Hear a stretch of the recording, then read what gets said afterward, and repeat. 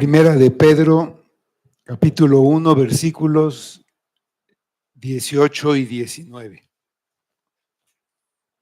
Primera de Pedro 1, 18 y 19. Sabiendo que fuisteis rescatados de vuestra vana manera de vivir, la cual recibisteis de vuestros padres, no con cosas corruptibles como oro o plata, sino con la sangre preciosa de Cristo, como un cordero sin mancha y sin contaminación.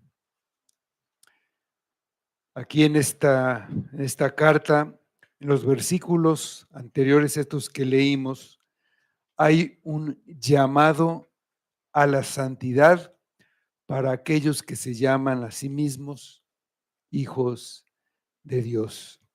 En los versículos 14 a 17 dice: como hijos obedientes, no os conforméis a los deseos que antes teníais estando en vuestra ignorancia, sino como aquel que os llamó es santo, sed también vosotros santos en toda vuestra manera de vivir, porque escrito está: sed santos, porque yo soy santo.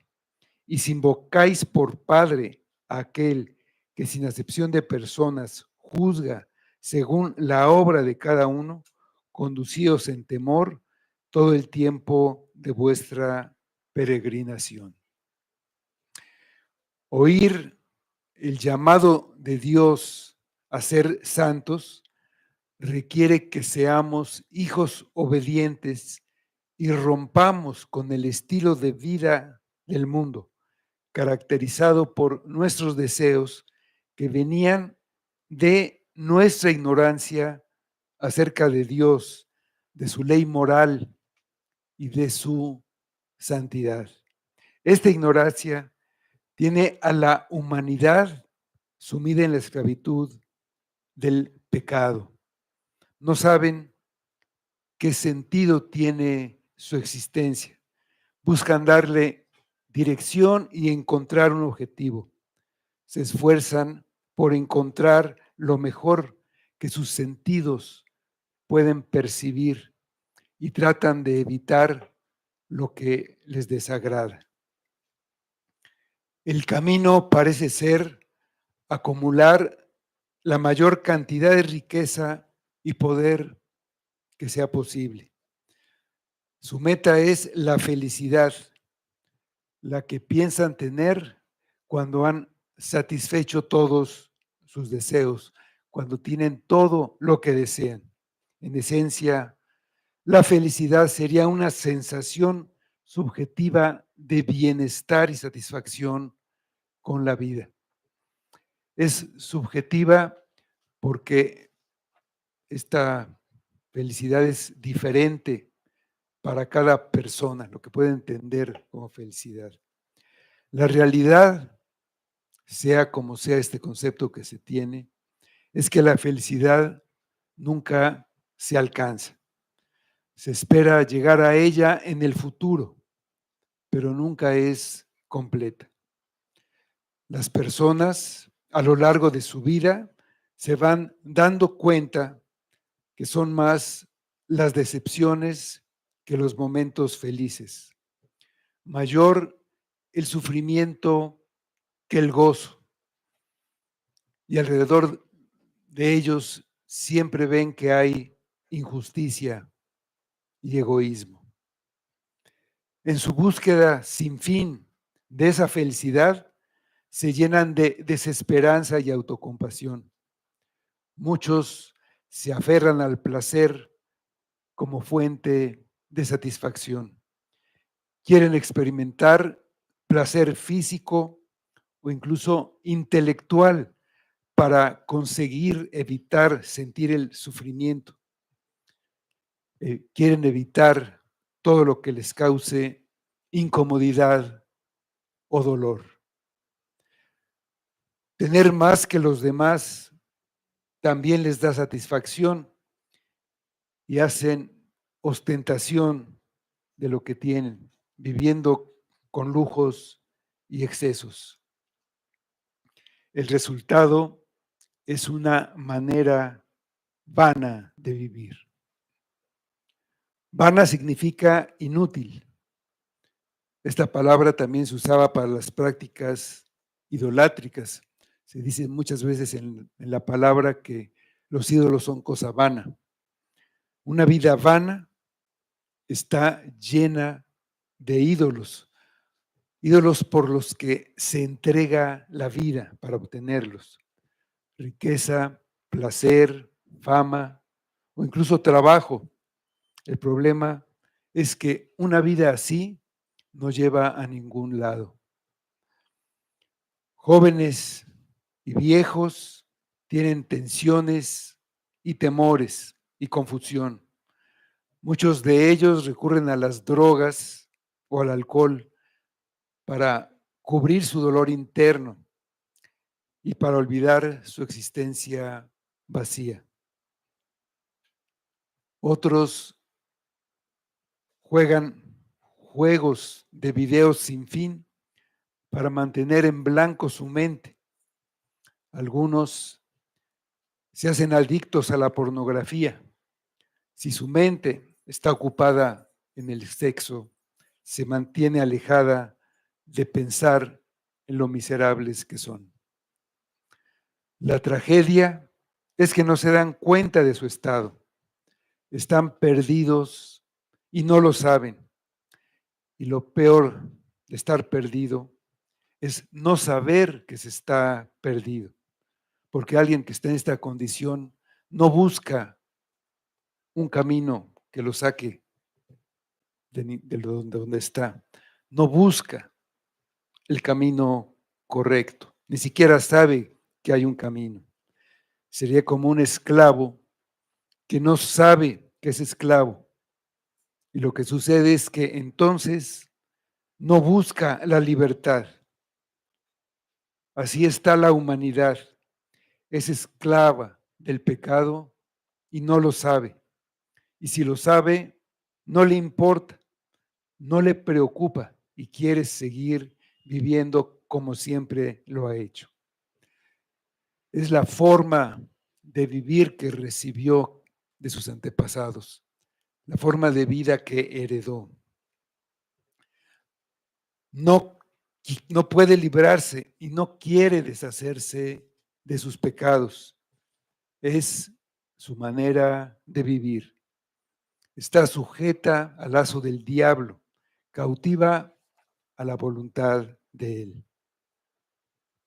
El hombre está vendido al pecado como esclavo, encerrado bajo la condenación y la maldición. Por su maldad, por sus delitos y pecados, está bajo la ira de Dios, en espera de ser juzgado por sus obras, por cosas que realmente ha hecho. Dice el versículo, sabiendo que fuisteis rescatados. En la antigüedad, los esclavos podían ser rescatados o liberados de su esclavitud, pagando el precio correspondiente al amo o al que lo tenía esclavizado. En la actualidad, una persona que es secuestrada es librada pagando un rescate. Nadie puede librarse a sí mismo, sobre todo de la esclavitud, del pecado y de la condenación. No puede ser rescatado de esta esclavitud ni siquiera por otro como él, por más rico que sea. Dice el Salmo 49, versículos 5 a 9. Salmo 49 del 5 al 9. Los que confían en sus bienes y de la muchedumbre de sus riquezas se jactan, ninguno de ellos podrá en manera alguna redimir al hermano, ni dar a Dios su rescate, porque la redención de su vida es de gran precio y no se logrará jamás. para que viva en adelante para siempre y nunca vea corrupción.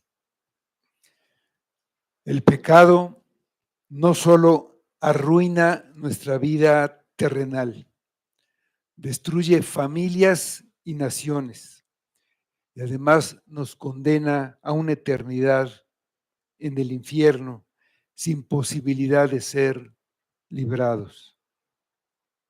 Esa es nuestra esclavitud. Para rescatarnos, Cristo asumió nuestra naturaleza para hacerse nuestro pariente más cercano, nuestro hermano y ser nuestro redentor, el que redime o el que paga el precio de nuestro rescate. El único que puede hacerlo, porque la paga del pecado es muerte. El castigo que merecemos es la muerte eterna, es un castigo infinito. Y Él, Cristo, tiene un valor infinito porque Él es Dios. No pagó con oro o plata, cosas que el mundo considera como muy valiosas. Pagó con su sangre preciosa, como el Cordero de Dios sin mancha y sin contaminación. Un pago suficiente con el que quedó cubierta y cancelada una deuda eterna. Se cumplió con la justicia de Dios y se abolió la maldición y la gracia pudo ser otorgada. Y no hay ningún conflicto entre la justicia y la misericordia. Cristo, al llevar la maldición de nuestro pecado, libra de esa maldición a los que son hechos hijos de Dios por su Espíritu. Viviendo en la ignorancia de una vida vana, aunque han oído el Evangelio, no creen que la solución está en la sangre de Cristo. No creen lo que dice Juan en su primera carta, que la sangre de Cristo nos limpia de todo pecado. Primera de Juan 1:7. La mayoría de la gente en este mundo pecaminoso piensa que la sangre de Jesús es una cosa común, no lo suficientemente importante como para pensar en ella. Dice Hebreos 10, versículos 26 a 31. Porque si pecáremos voluntariamente después de haber recibido el conocimiento de la verdad, ya no queda más sacrificio por los pecados, sino una horrenda expectación de juicio y de hervor de fuego que ha de devorar a los adversarios. El que viola la ley de Moisés por el testimonio de 2 o 3 testigos muere irremisiblemente. ¿Cuánto mayor castigo pensáis que merecerá el que pisoteare al Hijo de Dios y tuviere por inmunda la sangre del pacto en la cual fue santificado e hiciere afrenta al Espíritu de gracia? Pues conocemos al que dijo: mía es la venganza, yo daré el pago, dice el Señor. Y otra vez, el Señor juzgará a su pueblo. Horrenda cosa es caer en manos del Dios vivo. El que peca voluntariamente, no estando en la ignorancia, sino con pleno conocimiento, está sujeto al castigo y al juicio correspondiente. Si preguntamos, seguramente nadie dirá: yo creo que la sangre de Cristo es inmunda. Pero si desprecias el sacrificio de Cristo en la cruz, derramando su sangre, la desprecias porque consideras que es algo común, solo te espera el juicio. La palabra traducida inmunda significa común, es decir, que es como cualquier otra sangre, pero el versículo dice que es preciosa, de valor infinito, no es corruptible como el oro o la plata, que se consideran como de los materiales más estables en la naturaleza, los elementos que no se oxidan, que no se degradan, pero acabarán deshechos el día de la venida del Señor. Dice Pedro, segunda de Pedro 3:12, esperando y apresurándoos para la venida del día de Dios, en el cual los cielos, encendiéndose, serán deshechos y los elementos, siendo quemados, se fundirán.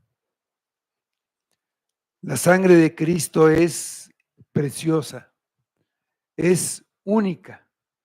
Ninguna otra puede quitar los pecados. Ninguna otra. En el libro de Hebreos 10:4 dice, porque la sangre de los toros y de los machos cabríos no puede quitar los pecados. Si fuera posible, tampoco la sangre de un ángel, no tienen sangre, pero de ser posible, ni esa sangre, ni la sangre de ningún ser humano, ni los de aquellos que tienen sangre azul. Ninguna sangre puede quitar los pecados, solo la sangre preciosa de Cristo. Es el medio que Dios ha provisto para lavarte de tus pecados, no de una manera física. No se trata de conseguir a cualquier precio algo de esa sangre que nos lave, que nos limpie. En la llamada última cena, Cristo tomó la copa con vino y dijo, esta es mi sangre. Y su sangre todavía estaba en sus venas y en sus arterias. Es idolatría, es algo vano querer un objeto que podría contener tal vez algo de la sangre física de Cristo, como son los clavos con los que fue clavado en la cruz, o una pequeña astilla de la cruz en la que fue crucificado, o la sábana en la que fue envuelto su cuerpo al ser sepultado. Algunos creen tener una reliquia auténtica y se vuelve su ídolo. Y creen que eso los libra de su esclavitud. La sangre de Cristo se hace efectiva por medio de la fe. Si te ves perdido en un océano de pecado sin fondo, necesitas tener a Cristo. Necesitas tener su sangre para ser lavado de tus pecados. Necesitas arrepentirte y dejar atrás la vana manera de vivir en la que estás viviendo. Ven a Cristo y confía solo en Él, no en nada de lo que eres o en nada de lo que hagas o puedas hacer. Solo en Cristo. Y Él te librará de tus ídolos, de tus sentimientos y resentimientos, del psicoanálisis y del deseo de tener seguridad. Ven a Cristo y te bañará con su preciosa sangre. Tomará la pesada carga de tu pecado y te librará de él. En tu expediente judicial para el día del juicio quedará escrito: consumado es. Todo pagado. No hay condenación. Eso escrito con su propia preciosa sangre. Empezarás a experimentar el fruto de la salvación. Paz, paz para con Dios, una paz que proviene de todos los pecados perdonados y la ira de Dios aplacada. Gozo, gozo por la reconciliación, gratitud por la adopción y el deseo de caminar en el mundo como un hijo de Dios. La preciosa sangre de Cristo, recibida por medio de la fe, hace que puedas experimentar el perdón de Dios. Cristo aceptó como suya la culpa de tu pecado y pagó todo. Ese es el Evangelio, las buenas noticias de Jesucristo. Si vienes a Cristo, no podrás pensar en su sangre como algo común. Para ti será la preciosa sangre de Cristo que te rescató. Vamos a recordar esto en la Santa Cena, recordar esa sangre preciosa que fue derramada ahí. Y vamos a prepararnos debidamente, confesando nuestros pecados ante Dios. Cada quien ahí en lo privado, es un asunto entre él y Dios. Confiese, reconozca sus pecados y confíe en esa sangre derramada.